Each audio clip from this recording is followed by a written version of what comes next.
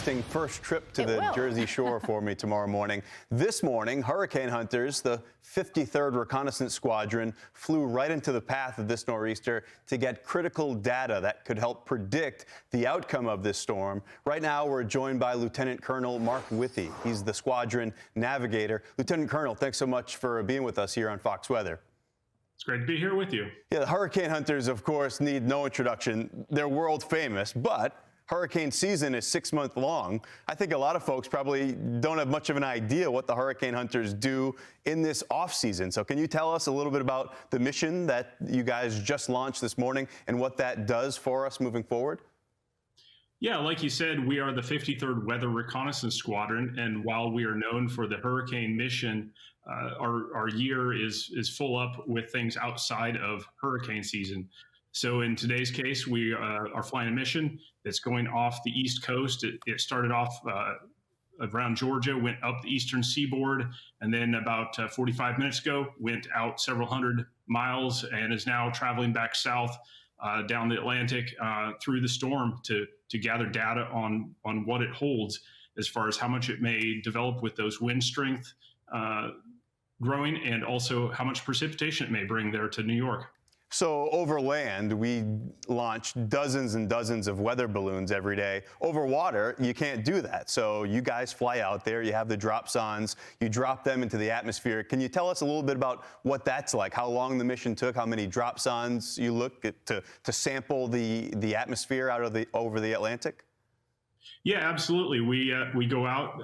The mission, like today, is typically about 10 hours, and we'll be dropping these instruments that are much like a weather balloon instrument package, and they fall down from the aircraft altitude and get a vertical sample of the conditions to then be sent via satellite link back to the National Weather Center to be fed into computer models, and then give forecasters such as yourself the best information to tell the public. It's pretty wild. Weather balloons go up, dropsondes go down, dropped by the Air Force aircraft there, but they both give us that three-dimensional look at the atmosphere that's so important for the forecast models to actually deliver an accurate forecast. What about for you as a hurricane hunter? I joined you guys once for a flight back into Hurricane Dorian, so I know what that bumpy flight is like. What are these trips like, and the research missions that you guys fly? So these missions are a little different than what you may have experienced flying through a hurricane. Obviously, with this storm today, we are seeing some very strong winds, but they typically aren't as concentrated as flying through the inner bands in the eye of a hurricane. These are long duration missions. We're also flying these up at a high altitude to give the dropsondes the largest vertical profile as they fall down to the surface.